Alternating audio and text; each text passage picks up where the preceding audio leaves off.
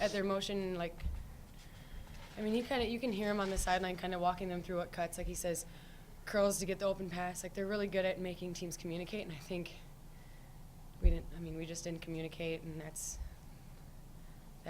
that was kind of the word of the game was communication, pretty much coming out of Flan's mouth every 40 seconds probably, and we just didn't do that. And when we did, we only had a couple people doing it.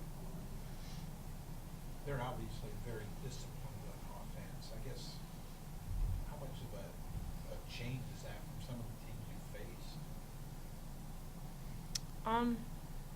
I don't know. You mentioned like they're possession wise, like in the country, they're pretty ranked really high, you know. So like I know from like just like one play they have like 5 different options for that player for the isolation or whatever. So it's difficult to guard. So again, she said communication. So communicating was really important on all those different options. And when we got stops is when we were talking, and when we didn't get stops, you know, the talk wasn't as great. How frustrating is that when you guys kind of, you know, crawl back in, get it down to single digits or single possessions, and then they make a play? It seemed like you guys did it a few times, and they were able to. Yeah, we were just trying to get some deflections and kind of rattle them on offense. I mean, they don't turn the ball over much, so I think we were just trying to force out their hands. They're really, really good at taking care of the ball, and like you said, they're really disciplined. And in the last little bit, we were just trying to get any kind of deflection that we could, and we got a couple, and they made plays. I mean, when you're having one person run around and like people just kind of scurrying around, someone's gonna be open. And I mean, at the end of the shot clock, they were a little rattled for that amount of time, but I mean, it's early on. It's in that first 3 minutes where we didn't talk. It has nothing in the end of the game like that. When you're constantly playing catch up like that, Alexis, how much did that take out of you? You know, it's difficult to play from behind, but it would have been nicer to have that first couple minutes back. But I mean, it's tough, you know. But we've been doing it all season, so we've lost like the last couple games by either 1 or 2 possessions. So I mean, it's nothing we're not used to, but it's definitely difficult.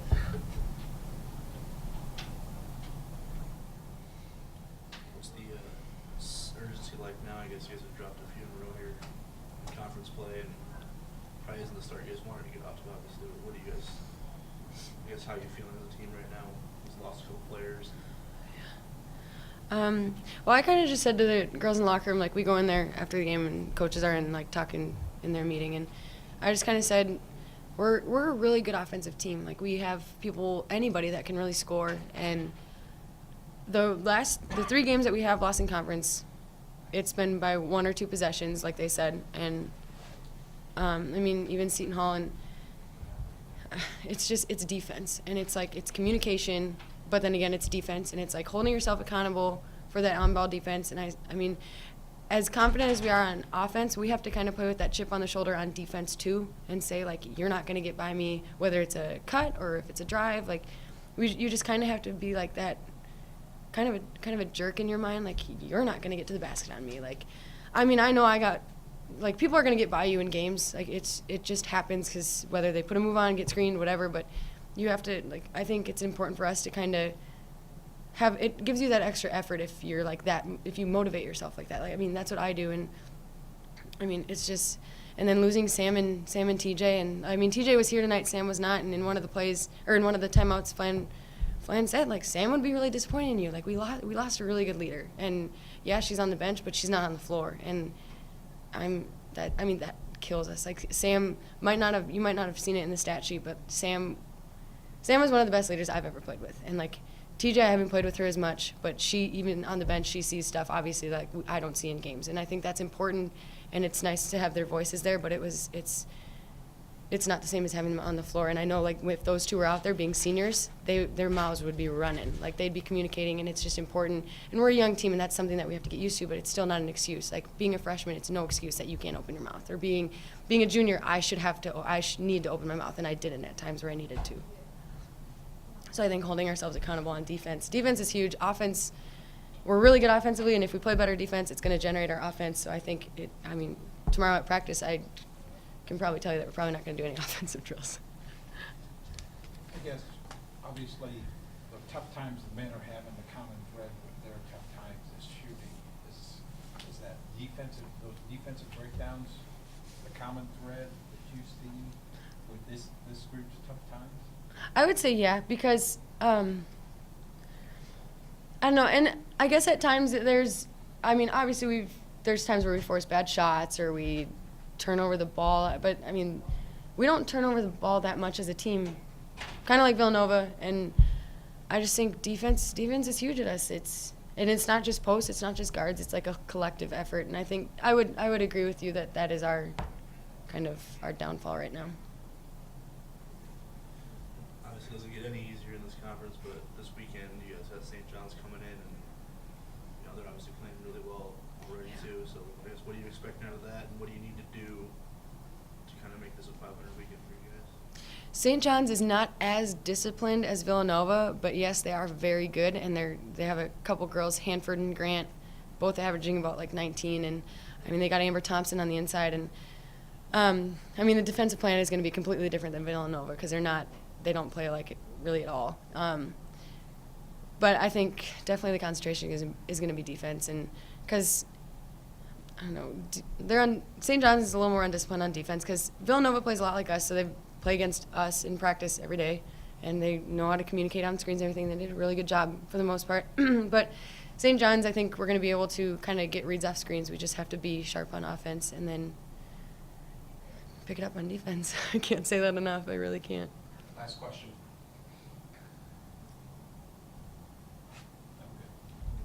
Okay. Anyone else? Thank you. All right, good. Thanks for Thanks.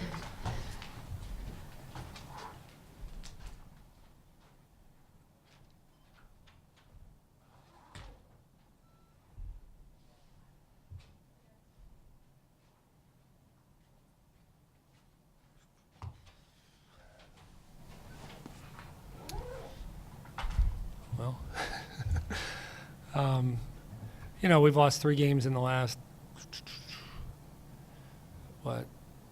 8 days by a total of 10 points. So we're, obviously we're close, and, our kids competed, and we have, I think we're going to, the problem is we're going to have a lot of close games, and we're playing just enough youth that we,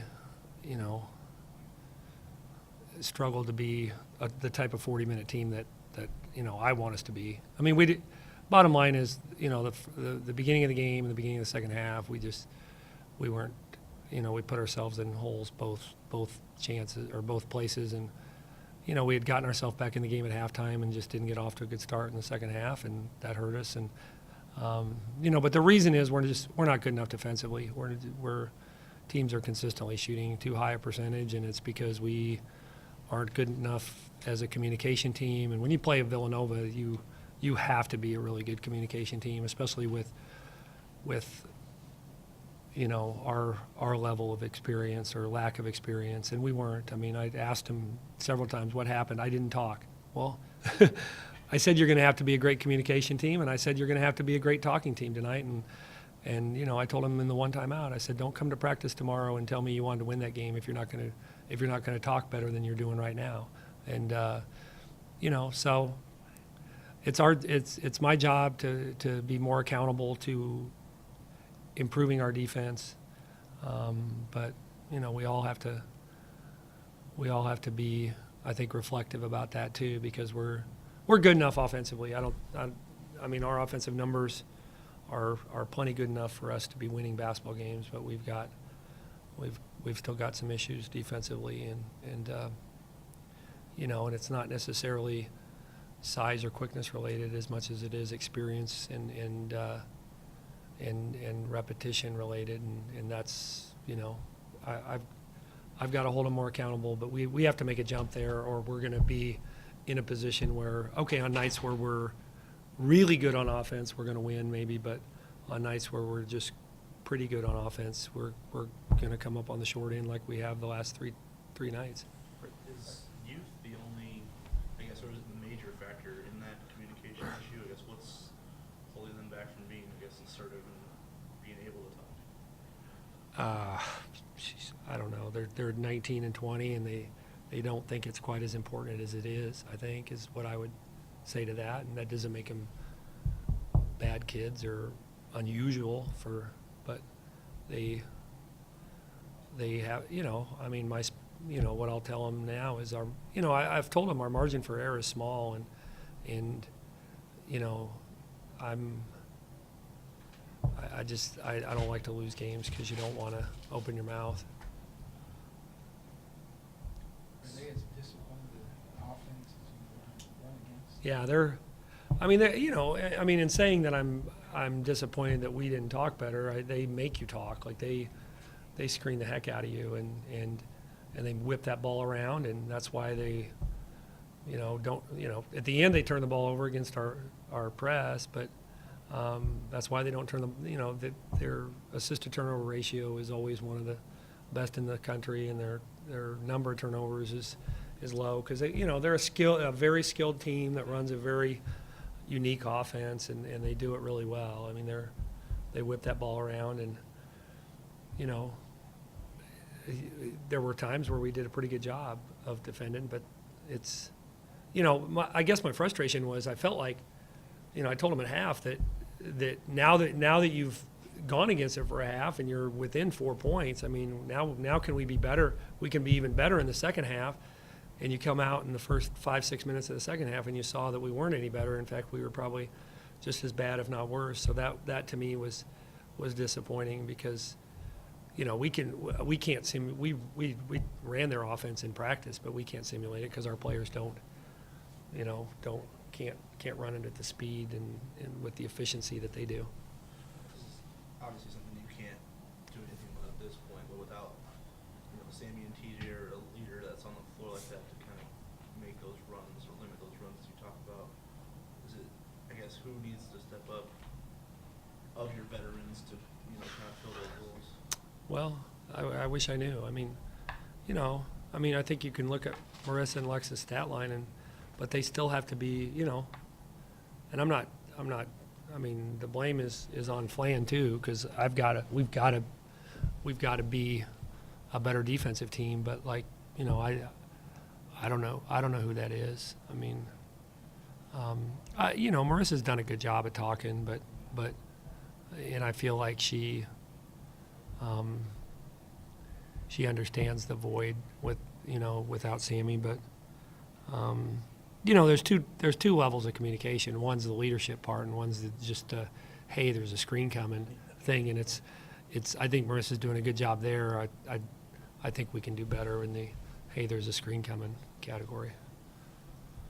Last question.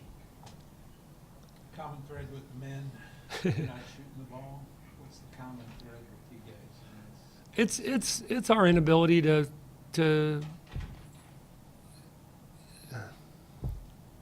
I'd say saying it's a defensive issue is probably too generic or too generalized, but I feel like maybe we're being a little too complicated with scouting because we've got enough younger kids and inexperienced kids that we're breaking down enough, but we're not good enough defensively. It's not, I told him, I looked this week on the website that gives you offensive and defensive numbers, and I think we were tied for 31st in points per possession at 1.00 in the country. So out of the top 50 teams in terms of offense, we were giving up 0.98 points per possession. I think the next worst was either 0.91 or 0.93. So we were, of the top 50 offensive teams in the country, we were easily the worst in terms of points per possession given up. Now, part of that schedule, we played Connecticut and Cal and Nebraska, and we've played a good schedule. So I can't say that a team that's played and also typically the top 50 offensive teams are all good teams. They're not shabby, but I tried to throw that, and our kids are trying, but there's still like you're saying, or I'm saying with communication, there's still a little bit of willingness we have to have that we don't have to be an even better communication team and to buy into all the things that are necessary to being better on defense. Because we have some, I don't think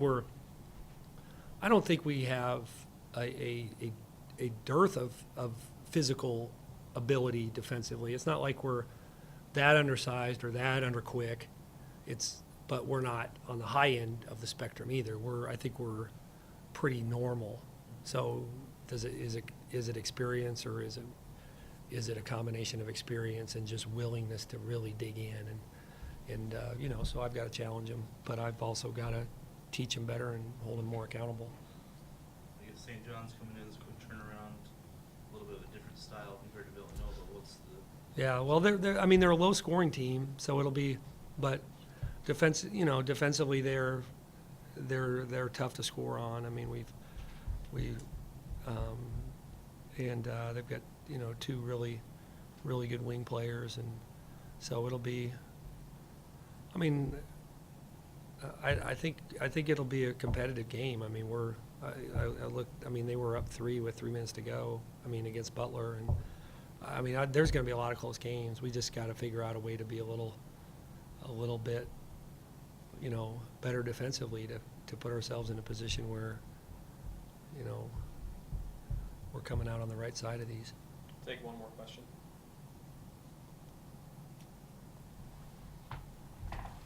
Okay. Thanks, you guys. Thank you. Villanova coach Harry Beretta will be in a moment.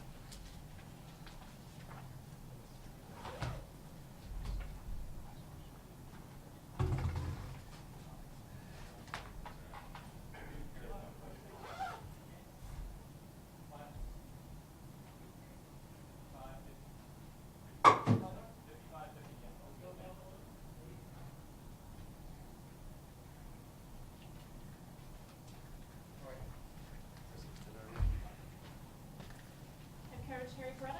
Oh, God. Would you like to make an opening statement? I thought we played pretty well, except for the last, 4 minutes, I guess, 3 minutes? I don't know what it was, but the middle of the second half, I mean, we played like an experienced team, and we were able to get easy shots and open up the lead, and then kind of panicked at the end a little bit.